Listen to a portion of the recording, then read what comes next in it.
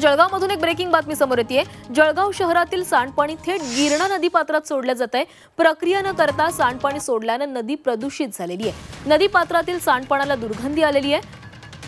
दूषित पाण्यामुळे नदी फेसाळल्याचंही पाहायला मिळतंय, त्यामुळे नागरिकांचं आरोग्य धोक्यात आलंय। नदीपात्रात स्वच्छता मोहीम राबवावी अशी मागणी पर्यावरण प्रेमींनी केली आहे आणि याचाच आढावा घेतलाय आमचे प्रतिनिधी वाल्मिक जोशी यांनी।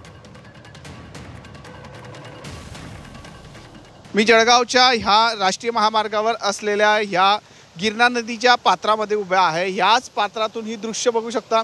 संपूर्ण जळगावच्या महापालिकाचं दूषित पाणी ह्या पात्रात सोडलं जातं आहे। कुठली प्रक्रिया केली जात नाही आहे आणि सर्रास हे पाणी जे आहे हे ह्या नदीमध्ये वाहत पाहताना मिळतं। यामध्ये चक्क थर ठरलेला सुमारे 10 फुटाचा हा थर मांडला जातो आहे आणि याच्यामध्ये संपूर्ण सफेद हे जे आहे हे केमिकल युक्त हे पाणी जे आहे कुठली प्रक्रिया न करता हे थेट या गिरणा नदीमध्ये सोडलं जातं। तर याकडं कुठलंही शासकीय व राजकीय व नेत्या लोकांचं याकडे लक्ष नाही आहे। एकंदरीत बघायला गेलं हे तर संपूर्ण पाणी हे दूषित होऊन पुढे जात असतो आणि हे शेतकऱ्यांच्या शेतामध्ये व अनेकांच्या बोरवेलला किंवा जे विहिरी आहेत त्यांच्यामध्ये पाणी होत असतं। मात्र याकडं कुठल्याही व्यक्तीचं याकडे लक्ष पाहायला मिळत नाही आहे राजकीय।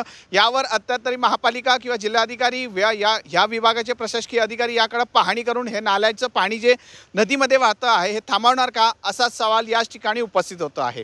वाल्मिक जोशी, झे मीडिया, जळगाव।